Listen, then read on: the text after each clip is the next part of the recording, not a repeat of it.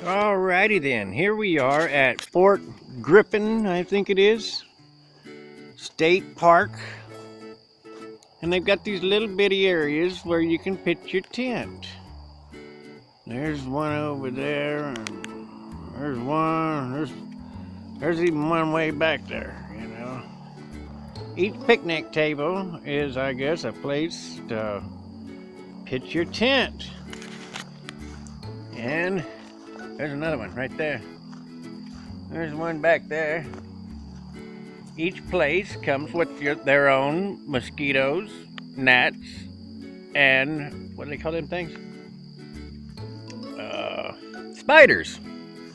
Spiders, mosquitoes, and gnats. So you just choose which one you want to bed down with, and for $16, you can get eat up with mosquitoes, gnats, and spiders. And here's the water hole, and here's the road, and I'm trying to take you out to the road. Oh, they let me stay here for free. See, it says walk-in tent camping, 29 through 33, water only. That's how you come into this place. And that's everything else. I don't know if you can see it from this far, but down there is the, let me walk over here. There's water everywhere. Okay, yeah, right over there is the building where it's got showers and restrooms, and then on down that road winds off to the right, and you can go down there, and there's water and picnic tables and what do you call it? Places to hook up with electricity in each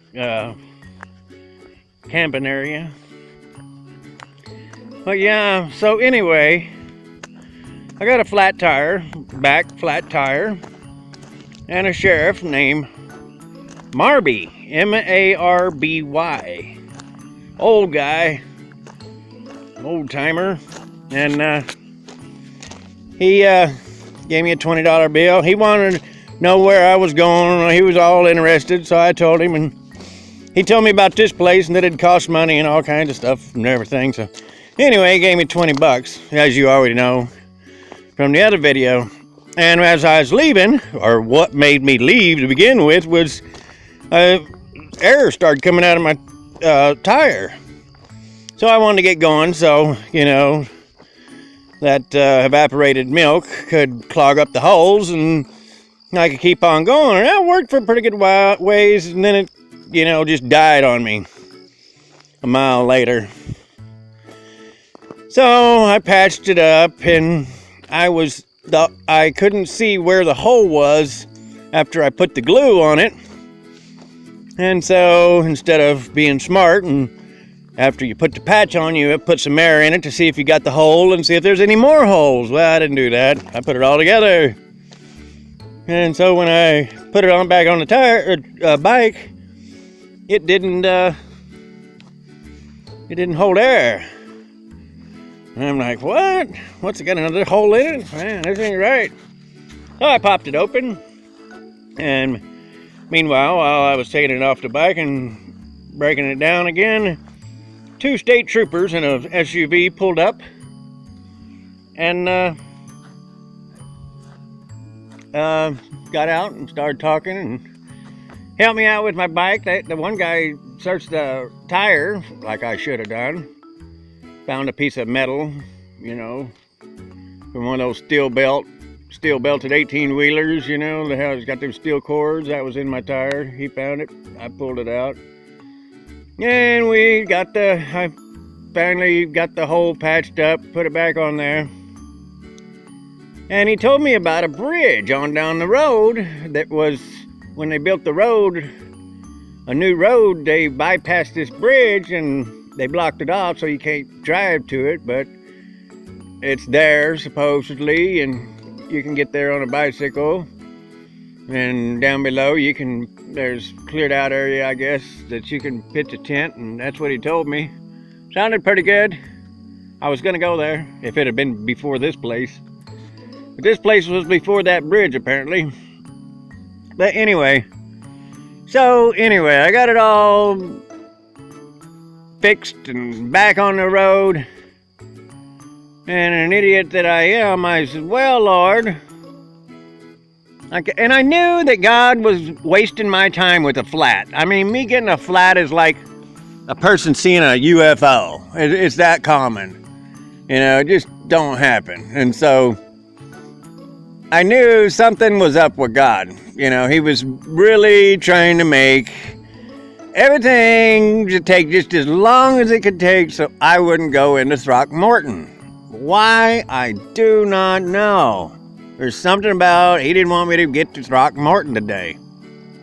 So, anyway, about I don't know, 3/4 of a mile past where I left, where I had the flat tire, 3/4 of a mile down the road, and before I got there, just before I got there, I said, well, I was kind of laughing or smiling or whatever, and I said, God, I don't ever bed down before it gets dark, I always wait till it gets dark before I bed down, so I probably ain't gonna be staying at the bridge or at this park here, or anything like that. And I didn't no more say these words in my mind, and my front tire went flat. I mean, within 7 to 10 winks, it was flat. You hear the air, and then bam, no air.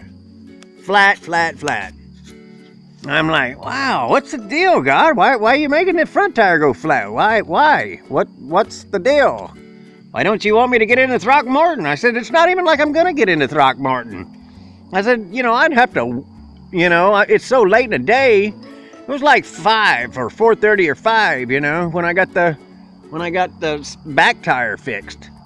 So it's kind of like, there's no way. I got 25 miles still yet to go, and it got a headwind, got some little hills, pretty good sized hills or whatever. And so anyway, I'd have had to really work at it till probably 10, 11, 12 o'clock at night to get there. But I would have done it, I don't know.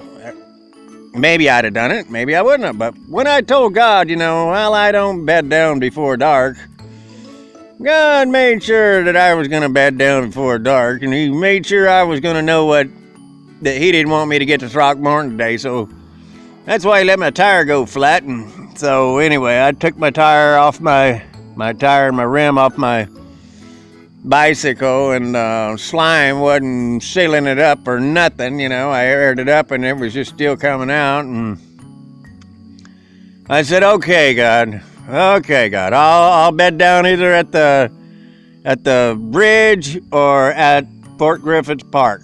And I said, all I want you to do is just seal up this hole with that slime so I don't gotta break it down and put a patch on it. And I guess God approved of it, because I put some more air in it after it went flat and it wasn't sealing up. I pumped it up again and spun it around in my hands, and it sealed it up. Still sealed up. Wouldn't seal it up though at first until I told God, okay, I'm gonna stay either at the bridge or at this park, one or the other.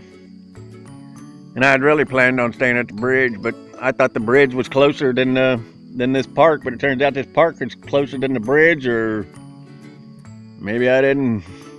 I don't think I passed the bridge. I'll probably pass it tomorrow, but I got about 20 miles to go, I guess. Yeah, 20 miles, 20-something miles, 22, 20-something. And so I stopped in here and talked to this guy named Mitch, and he let me stay here for free.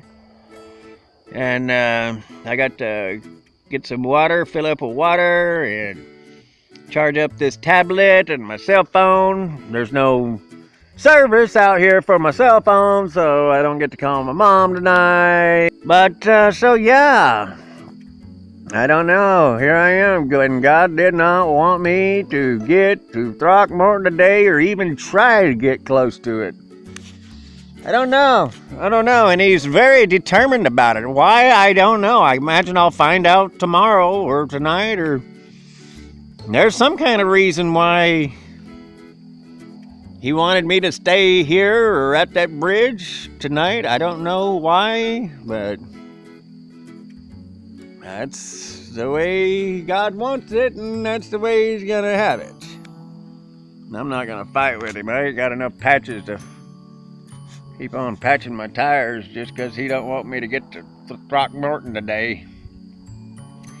And so I come in here and I had a really hard time figuring out which one I wanted. There's so many of them. I mean, man, it's hard to choose. I walked around and found good things and bad things about every one of them. So couldn't really make up my mind. So here's where I'm at for the time being. This one has looks like a brand new green table.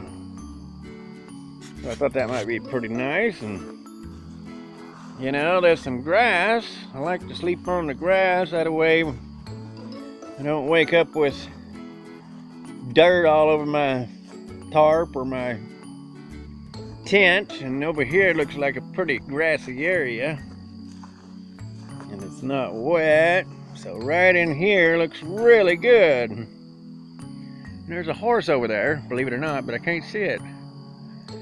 I can hear it, but it's really close. That's what really is strange. I heard him a while ago, and it's like, where in the world is that thing? I mean, you can see. If there was a horse out there, you'd see it. You could see it standing up, just right out there. That's where he's at, but can't see him for nothing. Not that it's all that important. We got plenty of cactus. Have you been seeing the cactus? Man, it's all up and down the roads and everywhere. Just cactus and cactus and more cactus. It's where the desert meets the green. A lot of cactus over there. Right there, boy. So yeah, here we is. We got some movies downloaded, so we'll be able to watch movies and everything. But yeah, today was a day in which the things that happen don't usually happen. So anyway, here's where I'm at. Everything's holding together. We're doing good. Can't complain. Everything's just roses. The wind finally stopped blowing a little bit. I mean, it's a little bit, but not much. I assume that's because I stopped riding my bike, so there ain't a headwind too much. But yeah, didn't matter. Like I told that sheriff, that's what was cooling me off. Kept me cool today. It was a good, strong headwind. You know, you can't look at everything always as bad. You know, you got to see the good in things too. So anyway, here we are. You know, we'll maybe get us a fire and sing Kumbaya or something. I doubt it, but yeah, no, everything's just going good. And I'll talk to you later.